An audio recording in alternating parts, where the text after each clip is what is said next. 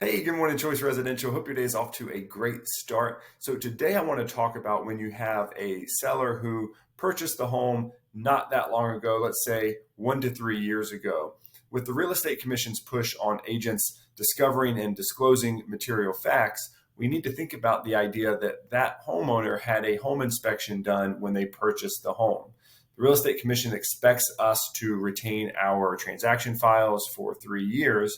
So if you were the homeowner's agent when they purchased the home, that means you would likely have a copy of that home inspection report. So that is information now that you have that you would need to disclose. In fact, the homeowner did not fix the items that showed up on their home inspection report when they purchased it.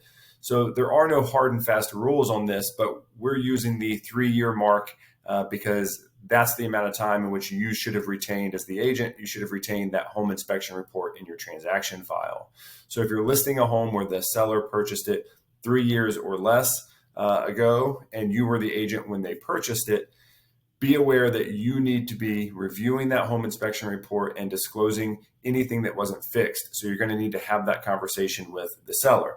Now, when I say disclose anything that wasn't fixed, we are only talking about material facts. So things that may be of a more minor nature, you wouldn't necessarily need to disclose. However, the Real Estate Commission and North Carolina Realtors have both said that typically the best way to disclose this stuff is just to simply provide that inspection report with any buyers or buyer's agents that are considering the property before they make an offer. Now, if the seller has fixed items, then maybe you choose not to disclose the actual report and just disclose the items that they haven't fixed. Or maybe you could simply write on that report, update what has been fixed, what hasn't been fixed, and then upload that report into the remarks section or into the documents section.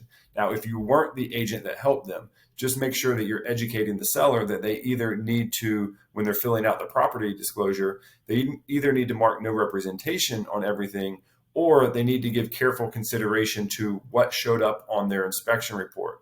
They don't have to give you that inspection report from when they purchased it if you weren't their agent, but they should be looking at it because they don't want to misrepresent anything and select no when in reality they did know of an issue because it was on their home inspection report.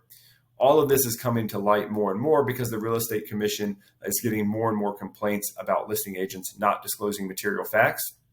And with such large due diligence fees, we don't want to be the subject of a lawsuit where a buyer is claiming that we should have discovered something or that we knew something and chose not to disclose it. So just use extra care and caution as you think about what to disclose and how to disclose it. And if you ever have a situation that you're not sure about, please give me a call so that we can talk through the specifics of it and figure out how to best advise you to protect yourself and the firm, as well as how to advise the seller so that they can protect themselves. If you ever have questions, I'm just a phone call away. Thanks.